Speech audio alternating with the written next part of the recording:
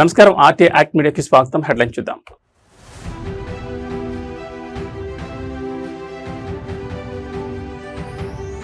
బోడుప్పల్లో రణరంగమైన భూపోరాట నిరసన.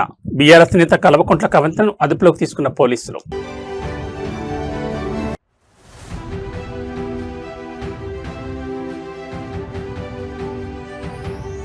ఏపీ విద్యారంగంలో సరికొత్త అధ్యాయం. ప్రతిష్టాత్మక క్యాంపస్ ను ప్రారంభించిన మంత్రి నారా లోకేష్.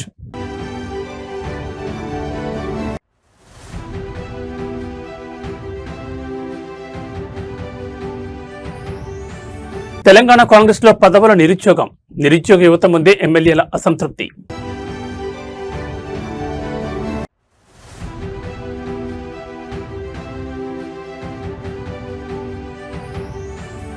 రేవంత్ సర్కార్ కేబినెట్ బంపర్ నిర్ణయాలు. తెలంగాణ భవిష్యత్ మార్చేలా భారీ నిధులు, కొలువుల పండగ. ఇక వివరాలు చూస్తే, హైదరాబాద్ ఈ రోజు ప్రపంచ ఐటీ రంగంలో ఒక వెలుగుతోంది. అంటే సైబరాబాద్, హైటెక్ సిటీ అనే పేర్లు గ్లోబల్ టెక్ కారిడార్లో మారుమోగుతున్నాయి. అంటే దాని వెనుక ఒక లీడర్ నమ్మిన విజన్, అసాధ్యమైన చోట సాధ్యం చేసి చూపించిన పట్టుదల ఉన్నాయి. ఉమ్మడి ఆంధ్రప్రదేశ్ ముఖ్యమంత్రిగా చంద్రబాబు నాయుడు ఐటీ రంగంపై ఉన్న పక్కా రోడ్ మ్యాప్ తో మైక్రోసాఫ్ట్ అధినేత బిల్ గేట్స్ ను కలవడానికి చేసిన ఆ చారిత్రాత్మక ప్రయత్నం గ్లోబల్ టెక్ హిస్టరీలోని ఒక అద్భుతమైన అధ్యాయం. అది హైదరాబాద్ ను ఐటీ హబ్ గా మార్చాలని చంద్రబాబు నాయుడు అహర్నిశలు శ్రమిస్తున్న సమయం. మైక్రోసాఫ్ట్ అధినేత బిల్ గేట్స్ ను కలవడానికి 10 నిమిషాల సమయం కావాలని కోరగా మొదట మైక్రోసాఫ్ట్ టీం నుంచి నిరాకరణ ఎదురైంది. కానీ వెనక్కి తగ్గని చంద్రబాబు చివరికి 15 నిమిషాల అపాయింట్మెంట్ ను సాధించారు. ఆ లభించిన కొద్ది సమయంలోనే పోటీ పడుతూ భారతదేశానికి ఉన్న అసలైన బలాన్ని బిల్ గేట్స్ ముందుంచారు. భారతీయుల అద్భుతమైన గణిత ప్రతిభ మరియు ఇంగ్లీష్ మాట్లాడే నైపుణ్యం, ఈ రెండు కలిస్తే ఐటీ రంగానికి ఒక డెడ్లీ కాంబినేషన్ అవుతుందని కేవలం 15 స్లైడ్లతో పక్కా ప్రజెంటేషన్ ఇచ్చి బిల్ గేట్స్ ను ఆశ్చర్యపరిచారు. అప్పటి వరకు కేవలం అమెరికాలోని సియాటెల్కే పరిమితమైన మైక్రోసాఫ్ట్ ను భారతదేశానికి, ముఖ్యంగా హైదరాబాద్ తీసుకురావాలని పట్టుపట్టారు. ఆ తర్వాత స్వయంగా చంద్రబాబు గారి సియాటెల్ వెళ్లి లీగల్ ప్రాసెస్ పూర్తి చేసి బిల్ గేట్స్ ను ఒప్పించడంతో సియాటెల్ వెలుపల ప్రపంచంలోని అతిపెద్ద మైక్రోసాఫ్ట్ డెవలప్మెంట్ సెంటర్ హైదరాబాద్ లో స్థాపితమైంది. ఒక నాయకుడి ఆలోచనకు పట్టుదల తోడైతే చరిత్ర ఎలా సృష్టించబడుతుందో అనడానికి మైక్రోసాఫ్ట్ హైదరాబాద్ క్యాంపస్ సజీవ సాక్ష్యం. ఈ చారిత్రాత్మక విజన్ ప్రెజెంటేషన్ నేడు లక్షలాది మంది తెలుగు ఐటీ ఉద్యోగుల జీవితాలకు పునాది వేసింది. I started IT. Nobody imagined why I am talking about IT. Then I started IT. First time, internet revolution has come. World has become a global village. Before that, what America is doing, we don't know. After 3 days, 4 days, we used to know in papers, late news. That is where I networked with Bill Gates. I asked his appointment. Then he told me, I don't have any work with politicians. First of all, that is the impression about politician. Politician does not know anything. Why should we waste our time? We are business people. Then I told him, I am having something to share with you. Give me 10 minutes.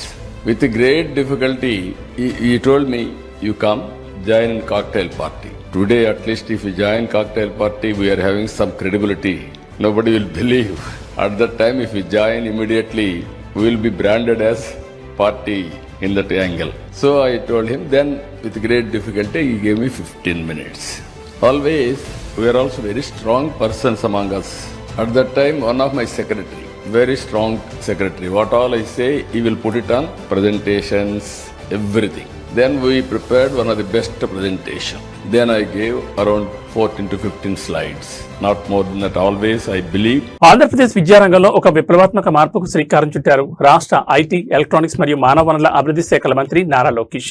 AP యువతను global లీడర్లుగా మార్చడమే లక్ష్యంగా ఆయన వేస్తున్న అడుగులు ఇప్పుడు దేశవ్యాప్తంగా చర్చనీయాంశంగా మారాయి. స్వయంగా భారత గౌరవనీయులైన రాష్ట్రపతి మరియు కేంద్ర విద్యాశాఖ మంత్రి ధర్మేంద్ర ప్రధాన్తో ఉన్నత విద్యా వ్యవస్థలో తీసుకురావాల్సిన సమూల సంస్కరణలపై సుదీర్ఘంగా చర్చించిన లోకేష్ నేడు రాష్ట్రంలో ఒక ప్రతిష్టాత్మక సరికొత్త విద్యా క్యాంపస్ ను అధికారికంగా ప్రారంభించారు. కేవలం డిగ్రీ సర్టిఫికేట్లకు పరిమితం కాకుండా గ్లోబల్ టెక్నాలజీని అందిపుచ్చుకునేలా యువతను ఎలా తీర్చిదిద్దబోతున్నారో ఆయన వివరించిన తీరు విద్యార్థుల్లో సరికొత్త జోష్ నింపుతోంది. ఆంధ్రప్రదేశ్ ను నాలెడ్జ్ హబ్ గా మార్చాలని పక్కా ప్లాన్ తో మంత్రి నారా లోకేష్ విద్యా రంగాన్ని రీమోడల్ చేస్తున్నారు. ఈ క్రమంలోనే ఢిల్లీ వేదికగా దేశ అత్యున్నత నాయకత్వంలో ఉన్నత విద్యా సంస్కరణలపై చర్చలు జరిపారు. ఆ చర్చల అనంతరం రాష్ట్రంలో ఒక ప్రతిష్టాత్మక క్యాంపస్ను ప్రారంభిస్తూ ఆయన తన విజన్ను పంచుకున్నారు. మన విద్యా వ్యవస్థ కేవలం పరీక్షలు రాయడం, డిగ్రీలు ఇవ్వడానికే పరిమితం కాకూడదని, నిరంతరం మారుతున్న సరికొత్త సాంకేతికతను సొంతం చేసుకుంటూ జీవితాంతం కొత్త విషయాలు నేర్చుకునేలా విద్యార్థుల మైండ్ సెట్ను మార్చడమే తమ ప్రభుత్వ ప్రధాన ఉద్దేశమని స్పష్టం చేశారు. ఈ అకాడమిక్ ఇయర్ నుండి ఏకంగా 5,000 మంది విద్యార్థులతో ఈ ప్రతిష్టాత్మక క్యాంపస్ తన ప్రయాణాన్ని ప్రారంభించబోతోంది. తాను నిర్వహిస్తున్న అటు మానవ వనరుల అభివృద్ధి మరియు ఇటు ఐటీ శాఖలను పూర్తిగా అనుసంధానం చేస్తూ ఏపీ యువతకు గ్లోబల్ ఐటీ కంపెనీల్లో ఉద్యోగాలు దక్కేలా వారి భవిష్యత్తును అత్యంత బలంగా నిర్మించేందుకు తమ కూటమి ప్రభుత్వం 100కు 100% కట్టుబడిందని లోకేష్ భరోసా ఇచ్చారు. A gift to the youth of Andhra Pradesh. I believe this is just the beginning. And as we discussed while we're driving in here, 5,000 students per year to start off in this campus. But I'm sure we'll do a lot more as we go about in our journey. Many of you know me as the IT Minister of Andhra Pradesh. I keep telling that is my India hat. But something that I'm more passionate about is actually my education hat, my Bharat hat. I'm also the HRD Minister for this great state. I truly believe that we need to unlock human capital and human potential. Only then we can deliver a lot of things. Yes, technology does change the world, no second thoughts about it, but it's education that creates people who bring about that change. And that is why education should be central to whatever we do. And that is why this event is very close to my heart. And thank you very much for having me here. I think we agreed on this day when we first met and said July 2nd we are going to do it. There's not going to be any changes, and I'd like to thank you for not changing that date. Today is not just merely starting another higher education institution or a university. I believe that it is a new Telangana రాజకీయాల్లో ఎప్పుడు ఏ విచిత్రం జరుగుతుందో ఎవరు ఊహించలేరు. సాధారణంగా నిరుద్యోగులు job నోటిఫికేషన్లు ఎప్పుడు వస్తాయి, గ్రూప్స్ పరిస్థితి ఏంటని అడగడానికి తమ ప్రాంత ప్రజాప్రతినిధుల దగ్గరికి వెళ్తూ ఉంటారు. కాంగ్రెస్ ప్రభుత్వంలో కూడా చాలా మంది నిరుద్యోగ యువకులు నోటిఫికేషన్ల అప్డేట్ కోసం కొందరు అధికార పార్టీ ఎమ్మెల్యేలను కలవడానికి వెళ్లారట. అయితే అక్కడ సీన్ రివర్స్ అయింది.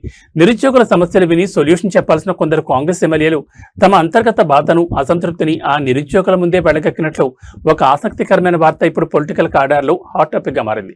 తెలంగాణలో మంత్రివర్గ విస్తరణ, పదవుల పంపకాలపై గత కొంతకాలంగా అధికార కాంగ్రెస్ పార్టీలో అంతర్గత చర్చలు గట్టిగానే సాగుతున్నాయి. సీనియర్లు, ఆశావాహులు చాలా మంది మంత్రి పదవుల కోసం వెయిట్ చేస్తున్నారు. ఈ నేపథ్యంలోనే కొందరు నిరుద్యోగులు తమ నోటిఫికేషన్ల విషయమై రిక్వెస్ట్ చేయడానికి సదరు ఎమ్మెల్యేల దగ్గరకు వెళ్ళినప్పుడు ఈ ఆసక్తికరమైన సంభాషణ జరిగినట్టు తెలుస్తోంది. జాబ్స్ కోసం వచ్చిన యువతతో ఆ ఎమ్మెల్యేలు మాట్లాడుతూ రాష్ట్రంలో నిరుద్యోగులకు ఉద్యోగాలు ఇస్తామని ప్రభుత్వం చెప్తోంది సరే, కానీ అసెంబ్లీలో మాకిస్తానన్న మంత్రి పదవులనే ఇంకా ఇవ్వడం లేదు. ఆ రకంగా చూసుకుంటే మేం కూడా ఇప్పుడు ఒక రకమైన నిరుద్యోగులమే కదా అంటూ కాస్త సరదాగా మరి కాస్త అసంతృప్తితో వ్యాఖ్యానించినట్లు వార్తలు వినిపిస్తున్నాయి. లీడర్ల నోట వచ్చిన ఈ పదవుల నిరుద్యోగం మాటలు ఇప్పుడు అటు పాలిటిక్స్ సర్కిల్స్ లో, ఇటు సోషల్ మీడియాలో విపరీతమైన మీమ్స్ కు, చర్చలకు దారితీస్తున్నాయి. నిరుద్యోగుల బాధలు తీర్చాల్సిన లీడర్లే తమకు పదవులు రాలేదన్న బాధను ఈ రకంగా సాటి నిరుద్యోగులతో పంచుకోవడం ఇప్పుడు గాంధీభవన్ వర్గాల్లోనూ హాట్ డిస్కషన్ కు కారణమవుతోంది. హైలైట్ ఏంటంటే వీళ్ళందరూ ఉద్యోగాలని ఒక కాంగ్రెస్ ఎమ్మెల్యే దగ్గర పోయినారంట. మా ఉద్యోగాల గురించి కాంగ్రెస్ ఎమ్మెల్యే గారు చెప్పింది ఏంటంటే, నాకు కూడా మంత్రి పదవి ఇస్తానని నాకు ఇస్తలేండి, మీకు నేనేం చెప్పుకోవాలి, నా ఉద్యోగం దిక్కులే చెప్పింది. అది హైలైట్. తెలంగాణ సచివాలయంలో ముఖ్యమంత్రి రేవంత్ రెడ్డి అధ్యక్షతన జరిగిన మంత్రివర్గ సమావేశంలో రాష్ట్ర భవిష్యత్తును మార్చేలా పలు అత్యంత కీలక నిర్ణయాలు తీసుకున్నారు. అటు మౌలిక వసతుల కల్పన, ఇటు నిరుద్యోగ భర్తీ, అలాగే పేద విద్యార్థుల సంక్షేమ లక్ష్యంగా కేబినెట్ అడుగులు వేసింది. ప్రతిష్టాత్మక మూసీ రివర్ ఫ్రంట్ ఫేజ్ 1 పనుల కోసం ఏకంగా 7,345 కోట్ల రూపాయల భారీ నిధులకు కేబినెట్ ఆమోదముద్ర వేసింది. దీంతో పాటు నిరుద్యోగులకు బంపర్ బొనాంజా ప్రకటిస్తూ వైద్య రంగంలో వేలాది ఉద్యోగాల భర్తీకి గ్రీన్ సిగ్నల్ ఇచ్చింది. ఇవాంటి కేబినెట్ నిర్ణయాల్లో ప్రధానంగా 3 రంగాలు టాప్ ప్రయారిటీగా నిలిచాయి. హైదరాబాద్ సిటీ రూపురేఖలను మార్చే మూసీ పునరుజ్జీవన ప్రాజెక్ట్ ఫేజ్ 1 పనుల అంచనాలకు రాష్ట్ర కేబినెట్ అధికారికంగా గ్రీన్ సిగ్నల్ ఇచ్చింది. ఇక నిరుద్యోగులు ఎప్పటి నుంచో ఎదురు చూస్తున్న వైద్య ఆరోగ్య శాఖ పరిధిలో భారీ నోటిఫికేషన్ కు లైన్ క్లియర్ అయింది. హైదరాబాద్ చుట్టూ నిర్మిస్తున్న 3 టిమ్స్ సూపర్ స్పెషాలిటీ ఆసుపత్రులు, అలాగే వరంగల్ హెల్త్ సిటీ ఆసుపత్రిలో కలిపి మొత్తం 6,278 పోస్టుల భర్తీకి మంత్రివర్గం ఆమోదం తెలిపింది.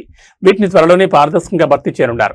ఇక విద్యార్థుల విషయానికి వస్తే కేబినెట్ ఒక మానవీయ నిర్ణయం తీసుకుంది. రాష్ట్ర వ్యాప్తంగా ఉన్న అన్ని ప్రభుత్వ పాఠశాలలు, ప్రభుత్వ జూనియర్ కాలేజీల్లో విద్యార్థులతో పాటు అక్కడ పనిచేసే సిబ్బంది అందరికీ కూడా ఉచిత అల్పాహారం మరియు మధ్యాహ్న భోజన పథకాన్ని వర్తింపచేయాలని నిర్ణయించారు. దీనివల్ల లక్షలాది మంది పేద విద్యార్థులకు మేలు జరగనుంది. జూలై 1వ తారీఖు నుంచి దేశవ్యాప్తంగా దీన్ని ఇంప్లిమెంటేషన్ చేయటం జరిగింది. దీని మీద రాష్ట్ర ప్రభుత్వం సహచర మంత్రివర్యులు ఉత్తమ్ కుమార్ రెడ్డి గారితో ఒక కేబినెట్ సబ్ కమిటీని కూడా ఏర్పాటు చేసి దేశంలోని మిగతా రాష్ట్ర ప్రభుత్వాలు దీని మీద ఏ రకమైన ఆలోచనలో నిర్ణయాలు తీసుకుంటున్నారో అనివార్యంగా దేశంలోని కొన్ని రాష్ట్రాలు ఏవైతే ఒప్పుకున్నాయో అదే రకంగా తెలంగాణ రాష్ట్రం కూడా ఒప్పుకుంటూ న్యాయపరంగా దీని మీద అప్రోచ్ అవ్వాలని ఈరోజు కేబినెట్ తీర్మానించడం జరిగింది. రాష్ట్రంలో ఉన్న స్కూల్స్, జూనియర్ కాలేజీలు అప్ టు 12th వరకు ఎవరైతే విద్యార్థులు ఉన్నారో వీరందరికీ మధ్యాహ్న భోజనం కార్యక్రమం. అంతర్జాతీయ దౌత్యం అంటే కేవలం దేశాల సరిహద్దులు, ఒప్పందాలు, వ్యాపార చర్చలే కాదు, రెండు భిన్న సంస్కృతుల కలయిక కూడా అని చాటి చెప్పే ఒక అద్భుతమైన దృశ్యం దేశ రాజధాని ఢిల్లీలో ఆవిష్కృతమైంది. భారత పర్యటనలో ఉన్న జపాన్ సరికొత్త ప్రధానమంత్రి సనాయ్ తకాయిచికి మన ప్రధాని నరేంద్ర మోడీ ఢిల్లీలోని హైదరాబాద్ హౌస్ లో ఘనంగా గౌరవం ఇచ్చారు. అయితే ఈ విందులో జరిగిన ఒక ఆసక్తికరమైన సాంస్కృతిక సంఘటన ఇప్పుడు ప్రపంచవ్యాప్తంగా నెట్ ఛానళ్లను విపరీతంగా ఆకట్టుకుంటోంది. ప్రధాని మోడీ ప్రత్యేకంగా కోరడంతో జపాన్ ప్రధాని సనాయే మన సాంప్రదాయ సంతూరు వాయించాన్ని వాయించి అందరినీ ఆశ్చర్యపరిచారు. భారత్, జపాన్ దేశాల మధ్య ద్వైపాక్షిక బంధాన్ని మరింత బలోపేతం చేసే క్రమంలో భాగంగా ఈ విందు సమావేశం జరిగింది. ఈ సందర్భంగా ఇరు దేశాల ప్రతినిధుల సమక్షంలో భారతీయ శాస్త్రీయ సంగీత ప్రదర్శనను ఏర్పాటు చేశారు. మన దేశానికి చెందిన ప్రముఖ కళాకారులు అద్భుతంగా సంతూరు వాయిద్యాన్ని వాయిస్తుండగా ప్రధాని నరేంద్ర మోడీ ఆ వాయిద్యం యొక్క విశిష్టతను జపాన్ ప్రధాని సనాయే తకాయిచికి వివరించారు. అంతటితో ఆగకుండా ఆమెను కూడా స్వయంగా ఆ సంతూర్ను ఒకసారి వాయించి చూడాలని మోడీ రిక్వెస్ట్ చేశారు. మొదట అంత పెద్ద అంతర్జాతీయ వాయిద్యాన్ని ఎలా వాయించాలో తెలియక ఆమె కాస్త ఇబ్బంది పడగా ప్రధాని మోడీ వెంటనే స్వయంగా ముందుకొచ్చి సంతూరు వాయించే చిన్న కర్రలను చేతిలోకి తీసుకుని తంత్రులపై ఎలా కొట్టాలో స్వయంగా వాయించి చూపించారు. మోడీ గైడెన్స్ తో ఆత్మవిశ్వాసం తెచ్చుకున్న జపాన్ పీఎం వెంటనే ఆ కర్రలను అందుకుని సంతూర్పై అద్భుతమైన స్వరాలు పలికించారు. ఈ అరుదైన దృశ్యాన్ని చూసి హాల్లోని దౌత్యవేత్తలు, అధికారులు అందరూ ఒక్కసారిగా చప్పట్లతో అభినందనలు కురిపించారు.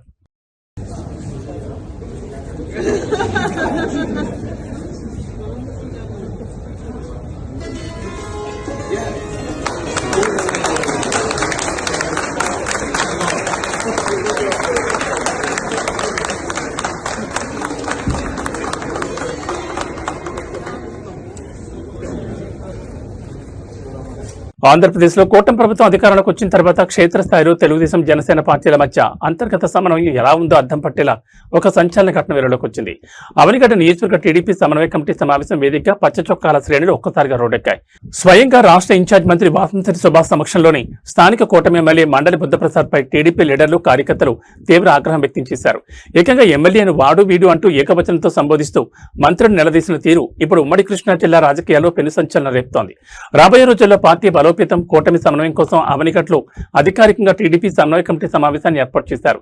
ఈ మీటింగ్ కి ఇన్ఛార్జ్ మంత్రి వాసంశెట్టి సుభాష్, టీడీపీ జిల్లా అధ్యక్షుడు గురుమూర్తి ముఖ్య అతిథులుగా హాజరయ్యారు.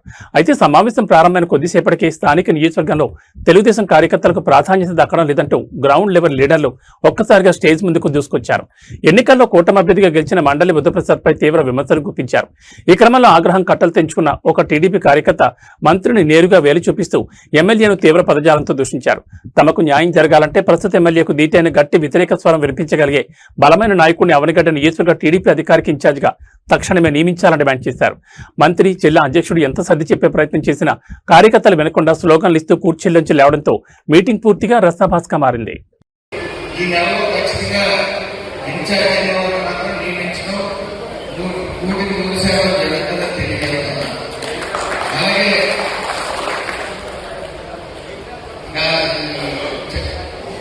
జిల్లా అధ్యక్షుల వారు కూడా ముందు మండల ప్రెసిడెంట్లోని రాష్ట్రంలోని అలాగే ఎమ్మెల్యే గారిని ఒక మీటింగ్ పెట్టి తర్వాత ముఖ్యమైన కార్యకర్తలతో కూడా మీటింగ్ తప్పగా మీటింగ్ పెట్టే ప్రక్రియ మొదలవుతా ఆగడైన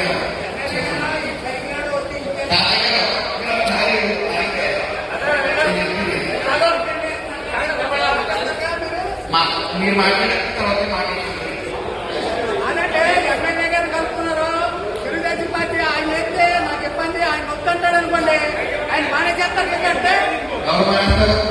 మీకు అర్థం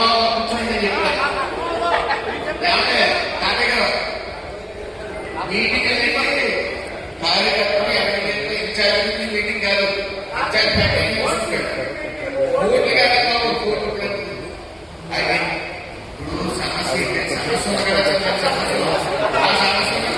ఆంధ్రప్రదేశ్ ప్రభుత్వ ఆసుపత్రుల రూపురేఖలు మారుస్తున్నామని, పేదలకు ఉచితంగా మెరుగైన వైద్య సేవలు అందిస్తున్నామని ఎంతగా ప్రచారం చేసుకుంటున్నా క్షేత్రస్థాయిలో కొంతమంది సిబ్బంది చేసే పనులు ప్రభుత్వాల పరుపును నడి రోడ్డుపై తీస్తున్నాయి. అనంతపురం ప్రభుత్వ సర్వజన ఆసుపత్రిలో వెలుగు చూసిన ఒక దారుణమైన ఘటన ఇప్పుడు రాష్ట్ర వ్యాప్తంగా కలకలం రేపుతోంది. నడవలేని స్థితిలో ప్రాణాపాయంలో ఉన్న రోగులను వార్డులోకి తీసుకెళ్లడానికి ఉపయోగించే వీల్ చైర్ కావాలంటే అక్కడ రూపాయి కూడా ఇవ్వాల్సిన అవసరం లేదు. కానీ అనంతపురం ఆసుపత్రి సిబ్బంది మాత్రం అది మా సొంత ఆస్తి అన్నట్లుగా వ్యవహరిస్తున్నారు. వీల్ చైర్ ఇవ్వడానికి డబ్బులు డిమాండ్ చేయడమే కాకుండా డబ్బులు లేకపోతే చేతిలో ఉన్న సెల్ ఫోన్ తాకట్టు పెట్టాలని రోగుల ముఖం మీదే చెప్తున్నారు. అనంతపురం ప్రభుత్వ ఆసుపత్రికి ప్రతిరోజు వందలాది మంది నిరుపేద రోగులు చికిత్స కోసం వస్తూ ఉంటారు. అయితే అత్యవసర విభాగం వద్ద రోగులను లోపలికి తీసుకెళ్లడానికి వీల్ చైర్లు, స్ట్రెచ్చర్లు అత్యంత కీలకం. వీటిని రోగుల సహాయకులకు ఉచితంగా ఇవ్వాలనేది అధికారిక నిబంధన. కానీ అక్కడున్న 4వ తరగతి సిబ్బంది మరియు కొందరు వార్డ్ బాయ్స్ దీన్ని ఒక పెద్ద వ్యాపారంగా మార్చేశారు. వీల్ చైర్ కావాలని అడిగిన బాధితుల నుంచి వందల్లో డబ్బులు డిమాండ్ చేస్తున్నారు.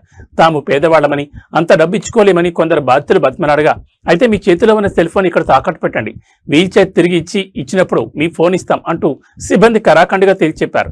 దీంతో తీవ్ర మనస్తాపానికి గురైన బాధితులు సిబ్బంది చేస్తున్న ఈ అరాచకాన్ని సాక్ష్యాలతో సహా ఆసుపత్రి ఉన్నతాధికారుల దృష్టికి తీసుకెళ్లారు. ఉచిత సేవలను లంచాల దందాగా మార్చిన సదరు సిబ్బందిపై కఠిన చర్యలు తీసుకోవాలని రాతపూర్వకంగా ఫిర్యాదు చేశారు.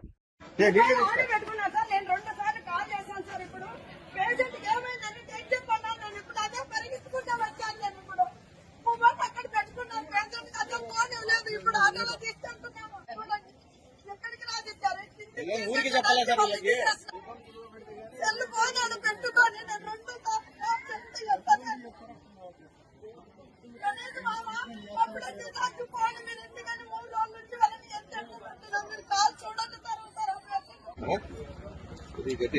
వాళ్ళకి పెట్టుకొని తీసుకున్నదానికి మొబైల్ వాళ్ళ దగ్గర పెట్టుకున్నారు.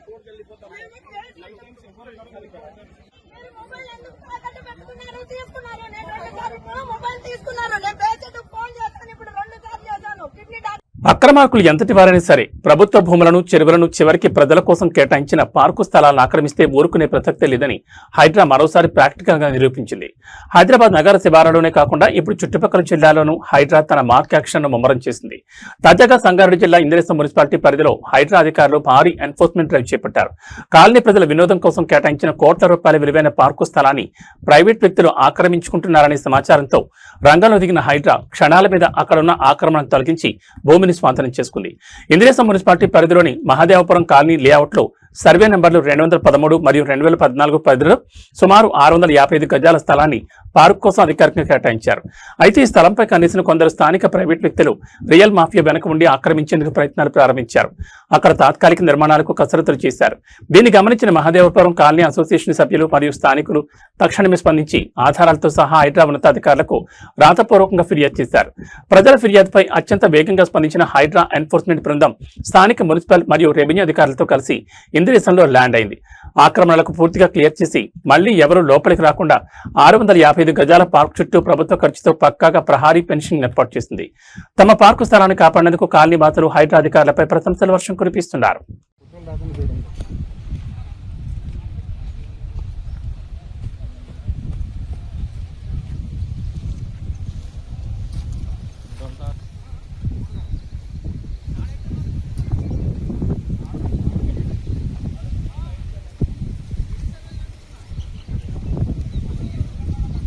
తీసినలేదని విడిసరికి ఎంత జరిగింది.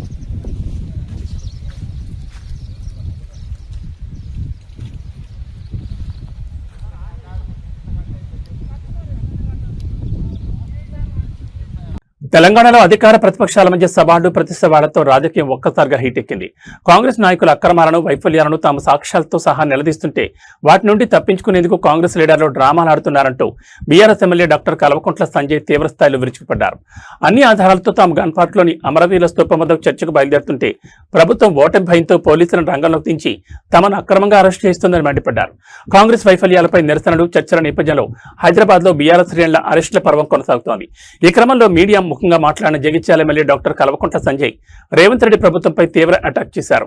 కాంగ్రెస్ హయాంలో జరుగుతున్న అక్రమాలు, అవినీతిని తాము ఎండగడుతుంటే సమాధానం చెప్పలేక కాంగ్రెస్ నేతలు ఎదురు సవాళ్లు విసిరితో కాలయాపన చేస్తున్నారని మండిపడ్డారు.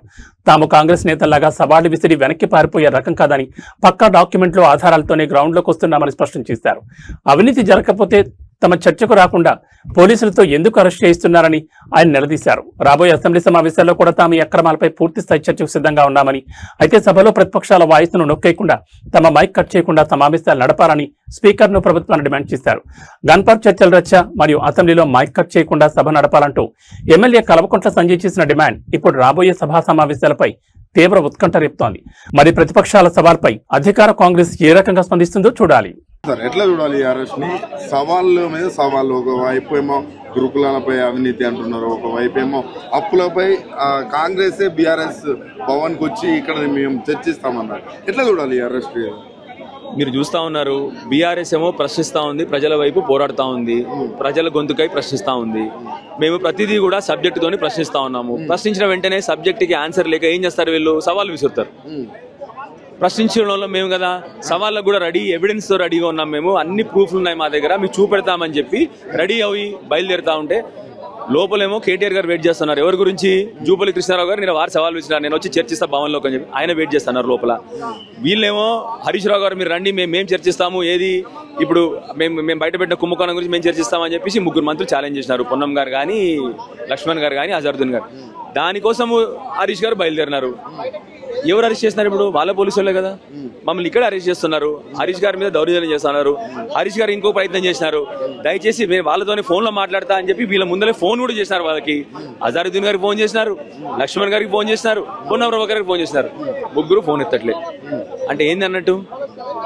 మేము అవినీతి చేసినామని చెప్పి వాళ్ళు ఒప్పుకున్నారు. ఇవాళ ప్రజల పక్షాన మేము పోరాడిందంతా నిజమని చెప్పి బట్టబయలైంది. స్టేజ్ దొరికినా అదే మాట, స్టేజ్ కిందైనా అదే మాట, అసెంబ్లీలో కూడా అదే మాట.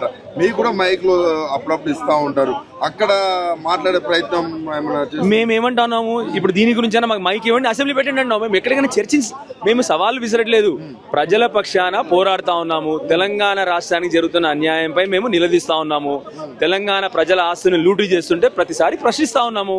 మేము ప్రజల వైపు ప్రశ్నిస్తా ఉన్నాం తప్ప మేము ఏం సవాల్ విసరట్లేదు. మేము ఏమి మాట్లాడినా ప్రూఫ్ ఎవిడెన్స్ తో మాట్లాడతాము. వాళ్ళలాగా బట్టగాల్చి పడేయం మేము, వాళ్ళలాగా రాళ్ళు ఇసరము, వాళ్ళలాగా బస్తీ మేము సవాలని మాట్లాడము. మేము క్లియర్గా ప్రూఫ్ తోని ఎవిడెన్స్ తో మాట్లాడతాము. అదే ఎవిడెన్స్ తో మేము మాట్లాడినాము, బయట పెట్టినాము.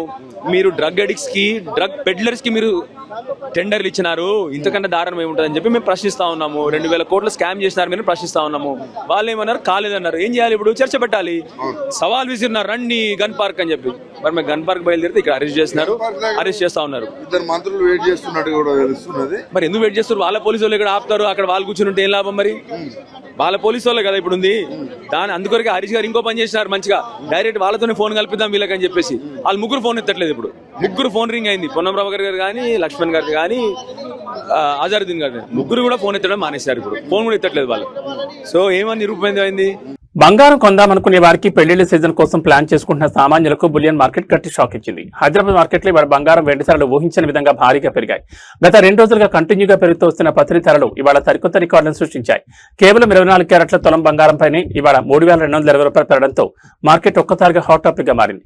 అటు వెండి కూడా కేజీపై ఏకంగా 10,000 రూపాయలు ఎగబాకింది. హైదరాబాద్ బులియన్ మార్కెట్ తాజా అప్డేట్స్ ప్రకారం ఇవాళ 24 క్యారెట్ల 10 గ్రాముల బంగారం ధర 3220 రూపాయలు భారీగా పెరిగి 1,47,000 రికార్డు మార్కు చేరుకుంది. నిజానికి గడిచిన 2 రోజుల్లోనే మొత్తం కలిపి 6,220 రూపాయల మేర ధర పెరగడం విశేషం. ఇక సామాన్యులు ఎక్కువగా కొనుగోలు చేసే ఆభరణాల బంగారం అంటే 22 క్యారెట్ల 10 గ్రాముల పసిడి ధర కూడా 2,950 రూపాయలు ఎగిసి ప్రస్తుతం 1,34,750 పలుకుతోంది. బంగారం ధరలతో పాటు వెండి కూడా భారీగా పోటీ పడుతోంది. కేజీ వెండి ధర ఈవేళ ఒక్కరోజు ఏకంగా 10,000 పెరిగి 2,60,60,000కు చేరుకుంది. తెలుగు రాష్ట్రాల్లో వాతావరణం ఒక్కసారిగా మారిపోయింది. తెలంగాణ వ్యాప్తంగా రాత్రి నుంచి పలు జిల్లాల్లో ఎడతెరిపి లేకుండా మోస్తరు నుంచి భారీ వర్షాలు కురుస్తున్నాయి. వర్షాలకు తోడు ఈదురుగాలు వీస్తుండటంతో చాలా ప్రాంతాల్లో రాత్రి నుంచి కరెంట్ సరఫరా పూర్తిగా నిలిచిపోయి ప్రజలు అంధకారంలో అల్లాడిపోతున్నారు. అటు ఆంధ్రప్రదేశ్ లో కూడా అల్పపీడనం తీవ్ర ప్రభావం చూపిస్తోంది. కోస్తాంధ్ర, ఉత్తరాంధ్ర జిల్లాలో ఇవాళ భారీ వర్షాలు పడే అవకాశం ఉందంటూ విపత్తు నిర్వహణ సంస్థ అత్యవసర హెచ్చరికలు జారీ చేసింది. తెలంగాణలోని హైదరాబాద్, ఖమ్మం, యాదాద్రి, భువనగిరి, సిద్దిపేట్, మెదక్, మేడ్చల్, సంగారెడ్డి, భద్రాద్రి, కొత్తగూడెం జిల్లాలో రాత్రి నుంచి మోస్తరు వర్షాలు కురుస్తున్నాయి. వర్ష వర్షంతో పాటు వీచిన బలమైన ఈదురుగాలుల కారణంగా పలు చోట్ల చెట్లు, విద్యుత్ లైన్లు విరిగిపడ్డాయి.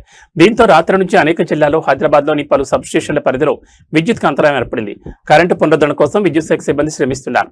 అటు ఏపీ విషయానికి వస్తే బంగాళాఖాతంలో ఏర్పడిన అల్పపీడన ప్రభావంతో ఇవాళ శ్రీకాకుళం, పోలవరం ప్రాంతం, కోనసీమ, పశ్చిమ గోదావరి, ఏలూరు జిల్లాలో ఉరుములు మెరుపులతో కూడిన వర్షాలు పడతాయని ఆంధ్రప్రదేశ్ విపత్తుల నిర్వహణ సంస్థ వెల్లడించింది. లోతట్టు ప్రాంతాల ప్రజలు, ముఖ్యంగా రైతులు అప్రమత్తంగా ఉండి సురక్షిత ప్రాంతాల్లో ఉండాలని సూచించింది. రెండు రాష్ట్రాల్లోనూ రాబోయే 24 గంటల పాటు ఇదే పరిస్థితి కొనసాగే అవకాశం ఉందని వాతావరణ శాఖ నిపుణులు చెబుతున్నారు. ఏబీ బులెటిన్ విశేషాలు. నమస్కారం.